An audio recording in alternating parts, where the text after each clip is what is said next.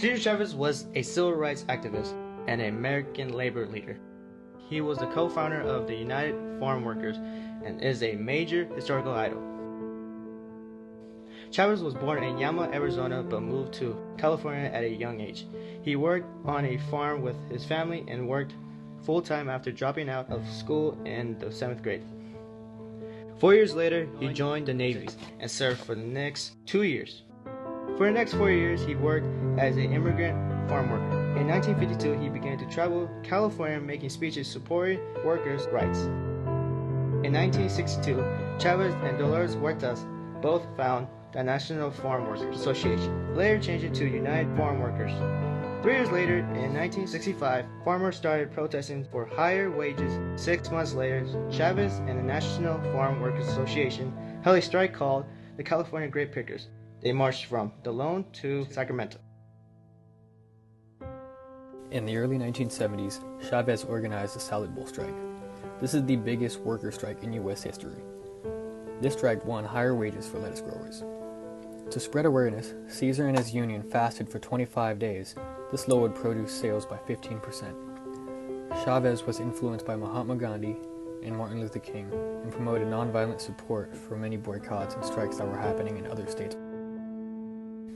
In 1964, the United Farm Workers fought to end the Bracero program. This program sabotaged U.S. workers and hired immigrant workers.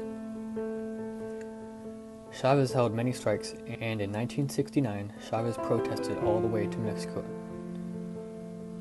Chavez held many strikes, and in 1969, Chavez protested all the way to the Mexican border. And during a few strikes, a group of illegal immigrant workers would try to end it.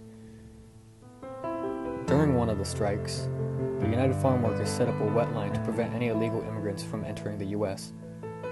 Illegal immigrant workers attacked the protesters with physical force. We communicated this to Sheriff Wiley. There's been now, this is the 8th incident where we have had shootings at us. Last week, 5 days ago, another striker was wounded when a strike breaker or a grower, we don't know who, from inside the fields fired through the rear window of the car and injured him in the back. We charge that the arming of the strike breakers and the growers is with the consent and with the knowledge and with the encouragement of Sheriff Wiley.